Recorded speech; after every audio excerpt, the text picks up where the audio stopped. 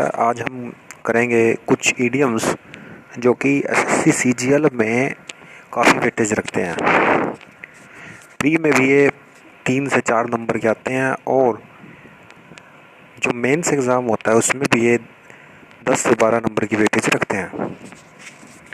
तो हम शुरुआत करेंगे, लेकिन शुरुआत करने से पहले मैं एक चीज़ और कहना चाहूँगा, इसको आप थोड़ा हाई क्वालिटी में देखें क्योंकि ये मैंने मोबाइल पे रिकॉर्ड की हुई है, तो आप इसको हाई क्वालिटी में देखें। तो पहला इडियम है वियर एंड टियर।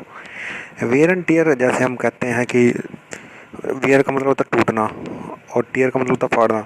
तो जब हम इसको एज इडियम यूज़ करेंगे तो इसका मतलब होगा क्षति करना, क्योंकि दोनों ही केस में हम क्षति करते हैं।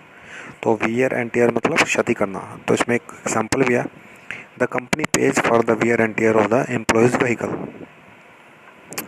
Next idiom is under lock and की। इसका मतलब होता है सुरक्षित स्थान पर, एट ए सेफ प्लेस। जैसे इसमें एग्जांपल है, I keep confidential document under lock and की। तो अंडर लॉक एंड की का मतलब कि सुरक्षित स्थान पर। उसके बाद है touch and go. Touch and गो मतलब डेंजरस एंड अनसर्टन, कि कोई भी चीज़ जिसके बारे में आपको पता ही नहीं है, कि खतरनाक भी और अनिश्चित है, वो कभी भी हो सकती है। तो इसमें एक एग्जांपल लिखा था, things were touch and go at the office until the new manager was hired. तो इससे आप याद रख सकते हैं। Next is safe and sound. Safe and sound मतलब चोट रहित। तो इसमें एक एग्जांपल दिया नीचे, the child were found safe and sound, यानी वो चोट रहित पाया गया। Play ducks and drags.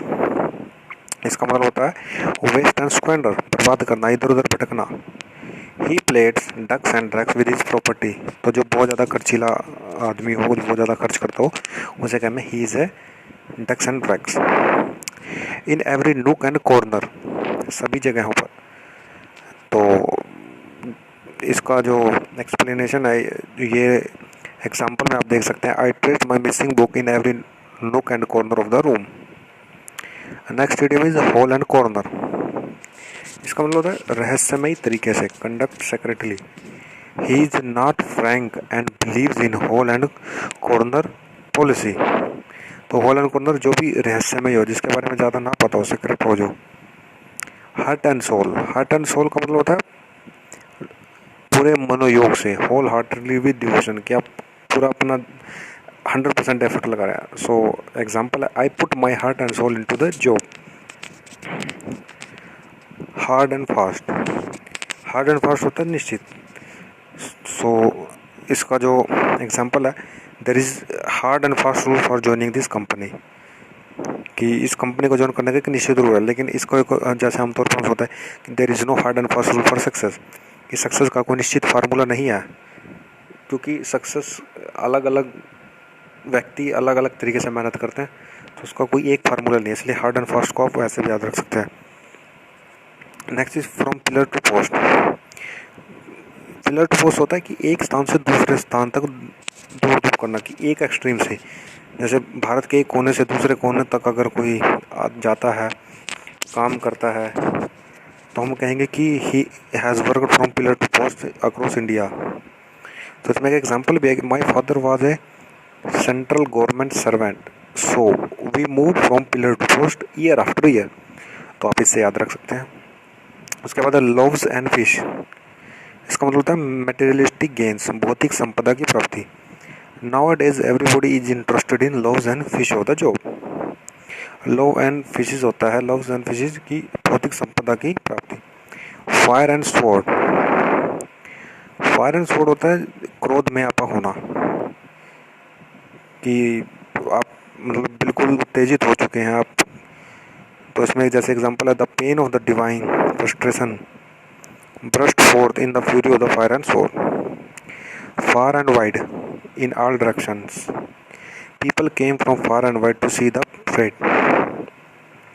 Far and near, दूर दूर तक, people came from far and near to the party. Next idiom is far and away, बेहतर।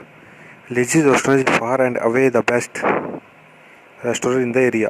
फेयर एंड स्क्वेयर, ईमानदार, just and proper. The recruitment process should be fair and square. Next idiom is enough to spare and to spare.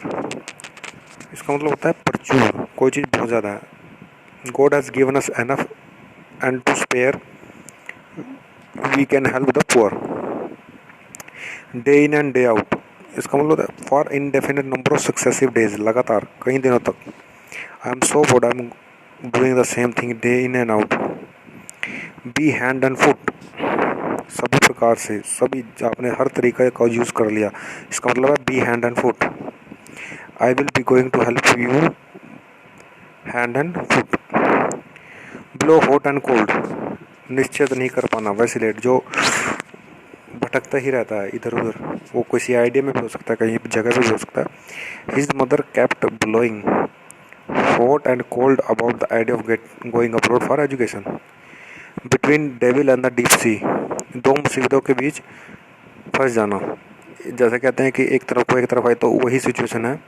I have fallen between the devils and the deep sea, if I go to Patna my employer feel annoyed if I don't lose the examination. Bag and baggage, तो इसका मतलब था हमेशा के लिए, complete luggage, for ever. He left India bag and baggage, पूरी तरह से, कि अपना सामान भी साथ ले गया, तो बैग एंड बैगेज में पूरी तरह से। एट 6 and 7, तितर बितर, उधर डिसऑर्डर, कंफ्यूज्ड, जैसे सामान बिखरा पड़ा हो। तो इसमें जैसे एक सेंटेंस है, we have been at 6 and 7 in the office day today. Next है at one's beck and call. At one's beck and call का मतलब एट वंस कमांड, किसी के आदेश पर। तो जैसे इसमें एग्जाम्पल है, the chief minister of state has hundreds of officers at his back and call. Alpha and omega, शुरू से अंत तक, तो अल्फा और omega from A to Z, इसका जो एग्जाम्पल है, she loved him deeply, she was with his alpha and omega. All and sundry, all and sundry तो सभी प्रकार के, बिना बाधों के, अमीर गरीब के लोग, तो ऑल एंड सन्ड्री मतलब सभी। Only those participating in the event have to come tomorrow, all and sundry need not come. And the last idiom for today is again and again, repeatedly. She knocked the door again and again until I answered. तो उसने बार बार दरवाज़ा खटखटाया जब तक मैंने answer नहीं किया।